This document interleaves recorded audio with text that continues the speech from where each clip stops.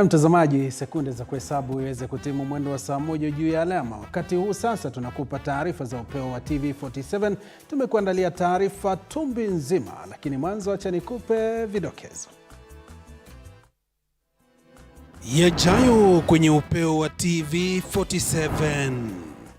Naibu gavana wa kaunti ya Kisii Robert Monda abanduliwa ofisini na wakilishi wadi huku wakimshtumu kwa ufisadi.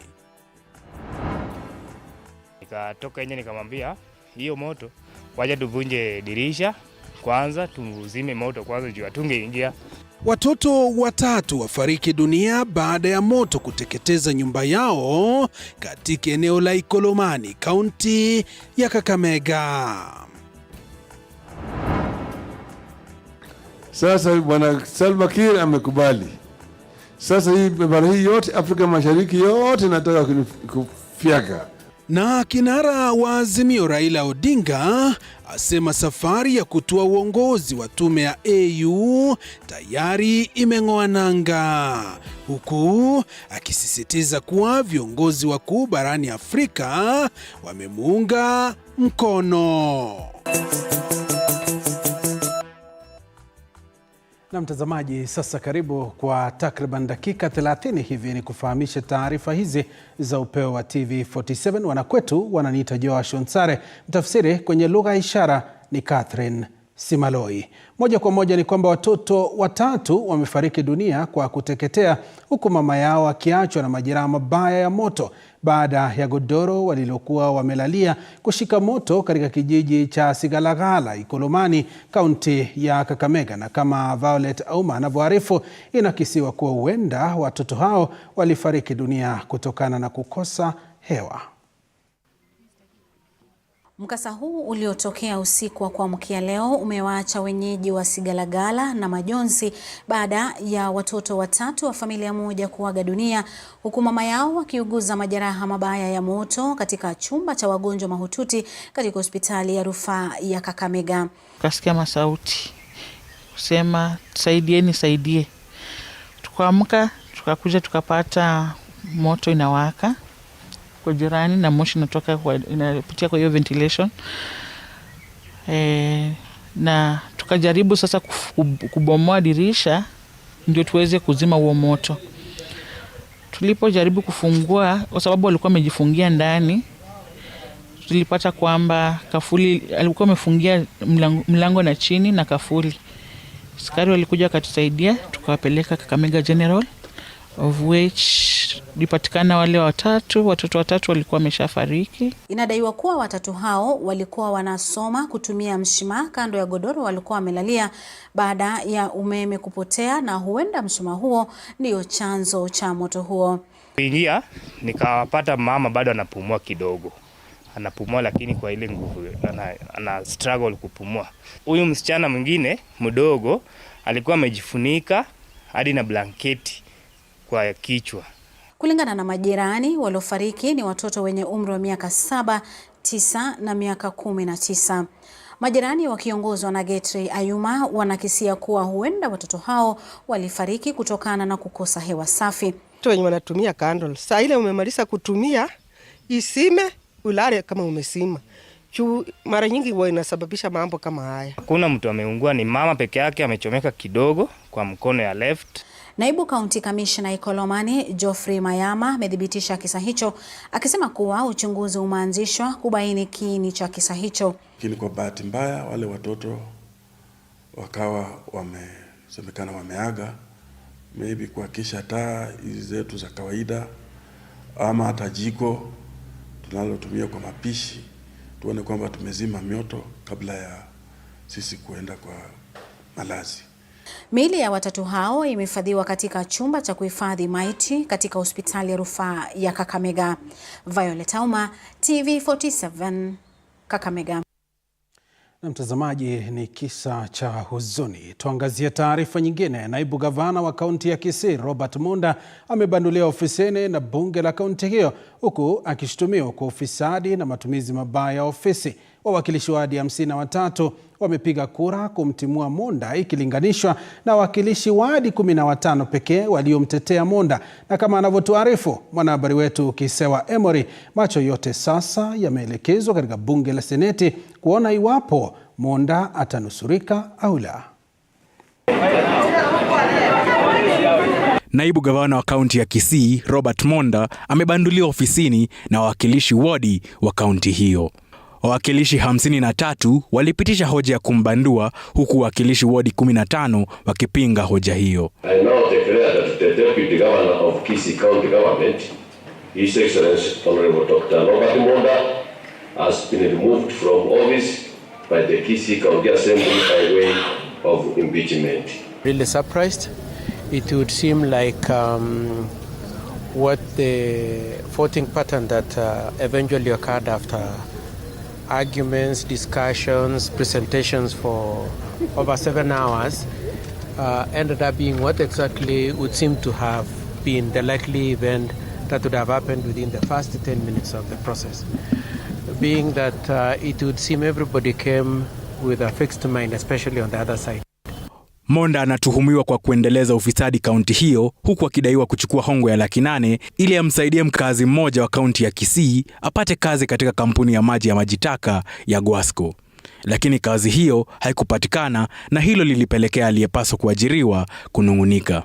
I had a challenge to either stand with this young man by the name Dennis Mukaya, a jobless youth who had to sell down a few of the things that he had with the hope of securing a job which he had been promised by the Deputy Governor Robert Monda, of a commercial manager, whereby he had assured the family of Dennis that he will influence the process so that at the end of the day one Dennis Mukaya gets the job. Vilevile inadaiwa kwamba alimpa hongo ya shilingi $100,000 mkurugenzi mkuu wa kampuni ya Gusii Water and Sewerage Company ili meneja huyo amsaidie jamaa yake kupata kazi ya meneja kwa mauzo ya kampuni hiyo ya Gwasco. Shtaka la 3 lilikuwa ikiwa aliwatumia vibaya maafisa wa kutekeleza amri za kaunti kwa kufanya vibarua katika shamba lake. Kufuatia kutimuliwa kwake Daktari Monda, sasa spika wa bunge wa Kisii, Daktari Philip Nyamumba, atamfahamisha spika wa seneti kuhusu uamuzi uliofanywa na wawakilishi wodi hao.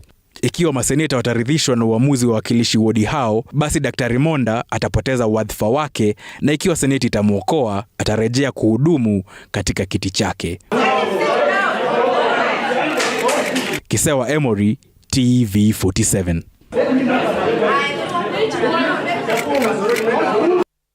Mtazamaji, taarifa hiyo tunaifuatilizia, tutakufahamisha katika taarifa zetu zijazo.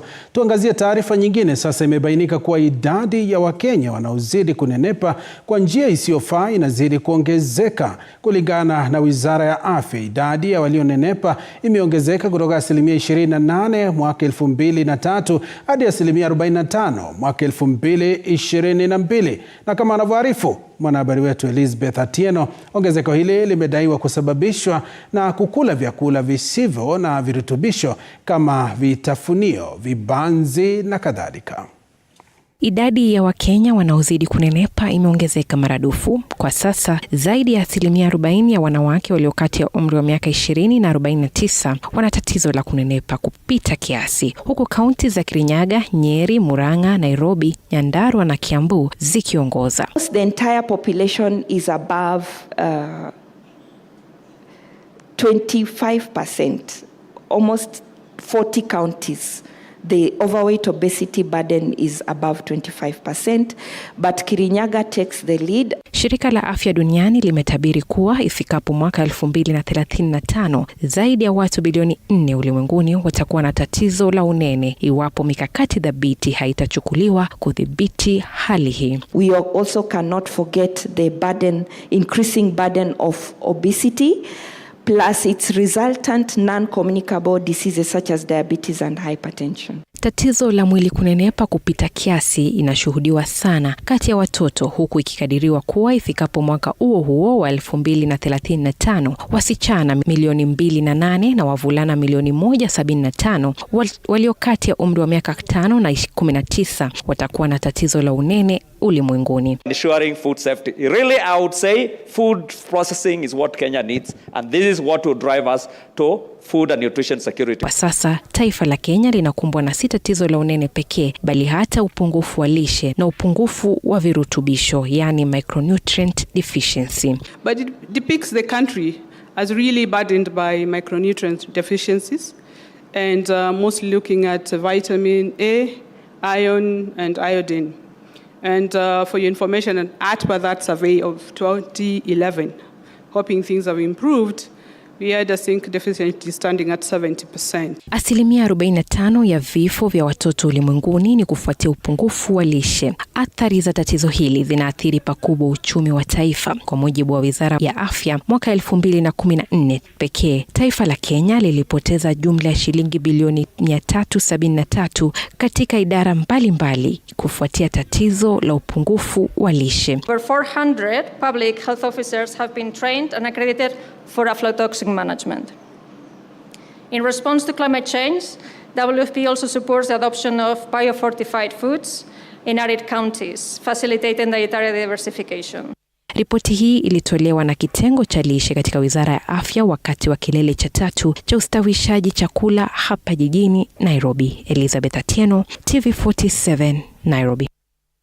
Mtazamaji, unachokila kweli unakifahamu kinakusaidia vipi? Tafakari hilo. Kinara wa muungano wa Azimio Raila Odinga ameeleza matumaini yake kupata wadhifa wa mwenyekiti wa tume ya Umoja wa Afrika. Raila aliyezuru kaunti ya Kisii hii leo amesema kufikia sasa anaungwa mkono na marais 7 akiwemo Rais wa Tanzania Samia Suluhu, huku akijitayarisha kufunga safari hadi Rwanda kuomba kura ya Rais Paul Kagame. Kufikia sasa hakuna kiongozi amejitokeza hadharani barani Afrika kumpinga Odinga kwa wadhifa huo. Apollo Kamau na mengi zaidi.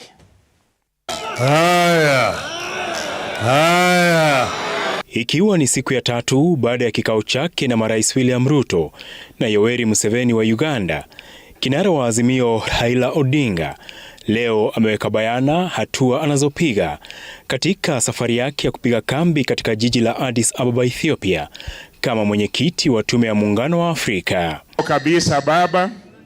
Odinga aliyefungua miradi ya masoko kaunti ya Kisii akisema Rais wa Tanzania Samia Suluhu na marais wengine 6 tayari wamekubali kuunga mkono azma yake. Museveni amesema yeye mwenyewe ndiye atapropose mimi. Sawa sawa. Sasa mimi wiki ijayo hii mimi naenda kuona na Kagame. Kagame vile vile nataka aingie ndani. Mama Suluhu tayari amesema ako tayari atanipiga mimi kura. Sasa bwana Salva Kiir amekubali. Sasa hii bara hii yote Afrika Mashariki yote nataka kufiaka. You will be the first Kenyan to be sitting on that seat. And Kenyans are Africans and Kenyans deserve that seat, but you deserve it as the first Kenyan to sit on that seat. Hatua ya Rais Suluhu imeondoa tashwishi kuwa rais wa zamani wa Tanzania ambaye pia ni mwanadiplomasia Jakaya Kikwete angewania wadhifa huo. Kufikia sasa hakuna yeyote ambaye amejitokeza hadharani kumpinga Odinga. Sasa mimi naona yule ambaye atatoka tutamanyana naye tu kwa kiwanja. Akiniangusha sawa sawa. Sawa sawa. Mnataka niendelee? Baba endelea siendelee?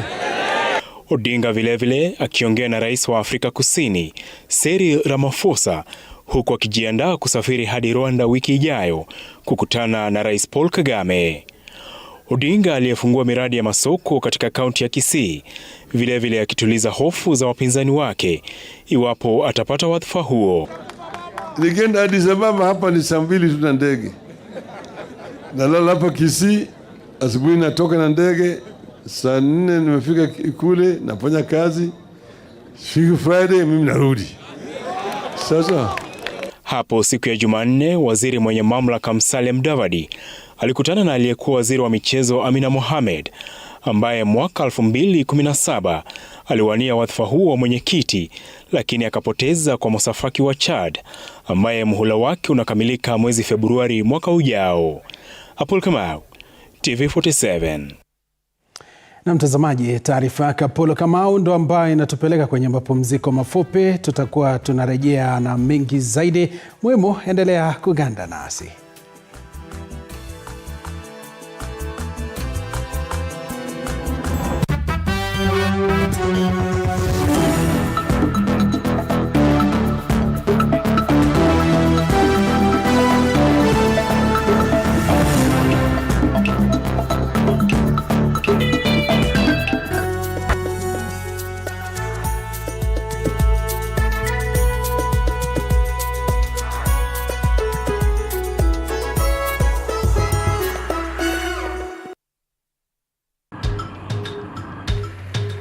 Na safari hii katika Mfahamu Kiongozi tutakuletea viongozi aina mbalimbali. Nikuwe na Nisani kama 10 na pia nikuwe menua minibus. Minibus niko niwa. Kushinda unaangalia simu ya mzee. Soma Biblia ama ingia kwa washroom ujisugue. Mpaka nimetoa hivi. I don't know whether any of my children would want to get into the political field. Sijajua bado. Kila Alhamisi saa 1:30 kuendelea.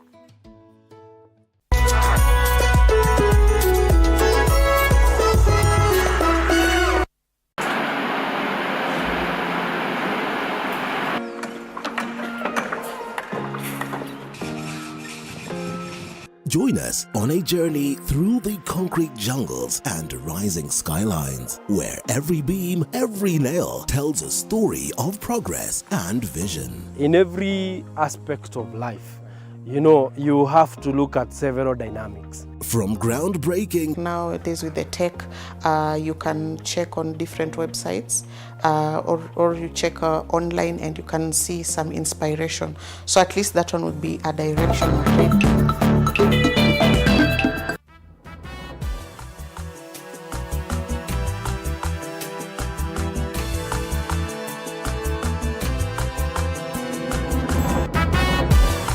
Na mtazamaji, karibu tena, tuzidi kukutaarifu. Idara ya hali ya hewa nchini imeonya kuwa mvua kubwa itashuhudiwa nchini kuanzia mwezi Aprili hadi Juni, huku Wakenya wakitakiwa kuchukua tahadhari. Shirika hilo limesema mvua hiyo itakuwa ya viwango vya juu na huenda ikasababisha uharibifu mkubwa. Mwandishi wetu Willy Dennis Njiru na taarifa hiyo. Ni mkutano wa 8 wa kitaifa wa hali ya hewa unaojumuisha shirika la Msalaba Mwekundu, UNDP, IGAD, WFP, waliotoa tahadhari ya mafuriko yanayokisiwa kusababisha uharibifu kutokana na mvua kubwa. The IGAD region, the Greater Horn of Africa, is in agreement that the rainfall season for 2024 will be slightly higher than what we have on average. The features that brought about the enhanced rainfall for October, November, December, which we observed into January, some of the features are still in force. Kwa ushauri wao, sekta zinazosadikika kuathirika pakubwa ni pamoja na usalama wa chakula, kilimo na mifugo, maji, afya, nishati, usafiri na usalama wa umma, miongoni mwa mengine. In terms of food, we are okay, but in terms of infrastructure, we need to be careful. There may be risks of mudslides and landslides. Mkurugenzi wa idara hiyo, Daktari David Gikungu, akitoa wito kwa wanaoishi katika maeneo hatari kuhama, kwani mvua tayari ambayo imeanza kunyaa itaongezeka. There are some people who are residing in places where there should not be human life. And if such populations can be assisted to relocate, even if it is just temporarily, it would be the thing to do. Such forecasts are very important because they enable us now to develop early warning messaging and to be able to inform communities how they can take early action or even reduce the impacts of of disasters, especially climate related. Huku kukitarajiwa maporomoko ya ardhi eneo la kati, mabwawa ya vituo vya umeme vya hydro ambayo ni pamoja na Sondu, Seven Forks kufaidi pakubwa kwa uzalishaji wa gridi, wito wa kuhifadhi maji ukisisitizwa. And we are able now to know where to prioritize and to even give emphasis in terms of helping communities to mitigate the effects of such unintended outcomes or events that might be related to the climate-induced hazards. Nikiripotia runinga ya TV47 kutoka mjini Naivasha kwenye kaunti ya Nakuru, mie ni Willy Dennis Njiru. Tuangazie taarifa nyingine. Maandamano yalishuhudiwa nje ya afisi ya Wizara ya Afya baada ya madaktari wanagenzi kuandamana wakilalamikia kutengwa katika nafasi za ajira nchini. Ni hali iliyopelekea katibu mkuu wa muungano wa chama cha madaktari nchini KMPDU kujeruhiwa vibaya na maafisa usalama katika maandamano hayo, huku wakiapa kurejea barabarani kwa maandamano zaidi. Nelson Mwereza na taarifa hiyo. Kulishuhudiwa maandamano nje ya afisi ya Wizara ya Afya jijini Nairobi baada ya madaktari wanagenzi kuandamana wakilalamikia kucheleweshwa kwa mpango wa kutumwa katika vituo mbalimbali vya afya kuhudumu humu nchini. Waandamanaji hao hatimaye walitawanywa na maafisa wa polisi baada ya kurushiwa vitoa machozi, huku katibu mkuu wa muungano wa KMPDU David Atela akijeruhiwa vibaya na kukimbizwa katika hospitali moja humu nchini kwa matibabu zaidi. Kulingana na madaktari hao wanagenzi ni kwamba walifanya mashauriano na Wizara ya Afya kuhusu nafasi zao za kuhudumu, hali ambayo imecheleweshwa kwa muda mrefu na kuwalazimu kuandamana. I think this is a sad day today because we decided to protest and to demonstrate because of the delayed posting of medical interns. It is important for Kenyans to know that medical interns are the backbone of our country's healthcare system, and without us, things don't run. And this is the reason that we've actually had a series of engagements with the Ministry of Health concerning this, but we've had a standoff. Kwa sasa wanataka kupewa nafasi ya angalau miezi 8 kuhudumu, huku akielezea madhila ambayo wamekumbana nayo kungojea nafasi hizo. At least 8 months. At least 8 months. We have colleagues here who've waited for close to 22 months. People who traveled and studied abroad, they came back to this country, Kenyans, seeking education in China, in Sudan. They've waited for 22 months to get posted. Kwa upande wake, katibu mkuu wa KMPDU Daktari Dennis Miskela amewakashifu maafisa wa polisi kwa kukataza maandamano hayo ya amani na kuongeza kuwa atafanya mashauriano na kuandaa mgomo wa madaktari kote nchini hapo kesho. We are going to shut every single hospital in this country. Yes. Yes. After we meet the National Executive Council tomorrow at 11 a.m., we'll do a presser sanctioning a national strike until the policeman who shot at our SG is fired. Until the incompetence of the CS is cured. Yes. Wanafunzi hawa ambao ni wanagenzi sasa wanataka serikali kupitia Wizara ya Afya kuingilia kati na kuwatuma katika vituo mbalimbali vya afya ili waweze kuhudumu. Nelson Mwereza, TV47, Nairobi. Mtazamaji, tuangazie taarifa nyingine. Masomo ya chekechea au kipenda ECDE yametatizika katika kaunti ya Vihiga kufuatia mgomo wa walimu wa chekechea kwenye eneo hilo. Vituo vingi vya masomo vimesalia mahame, huku walimu hao wakilalamikia malipo duni chini ya serikali ya kaunti pamoja na ukiukaji wa mkataba wa uajiri. Kupitia muungano wao wa KUNOPET, walimu hao wanasisitiza kuwa hawatarejea kazini hadi pale matakwa yao yatakapoangaziwa. Mwanahabari wetu Arnold Adidi anatuarifu kwa kina. Vituo vingi vya chekechea vimesalia mahame kwa siku ya pili hii leo hapa Vihiga kufuatia mgomo wa walimu ambao umeingia siku ya pili. Viongozi wa walimu wa chekechea wakiongozwa na katibu mkuu wao Zipora Mutuku wakisema kuwa serikali ya kaunti ya Vihiga imeshindwa kusimamia elimu ya chekechea. Ukiangalia kuna ile minimum wage ambayo mwalimu mfanyikazi wa serikali anafaa apate mshahara wa 15,200 ambapo tuko chini yake tunalipwa 9,000. Mwalimu wa certificate, mwalimu wa diploma na degree ako kwa 11,000. Sasa tungependa kuomba SRC mahali mko mkuje mumulike Vihiga County. Swala kuu linalowakera walimu hawa ni malipo duni pamoja na mkataba wa uajiri wanaotaja kuwa gushi. Kwa sasa walimu hawa wanataka masomo ya chekechea kurejeshwa chini ya usimamizi wa serikali kuu. Ni zile barua ambazo tulipewa.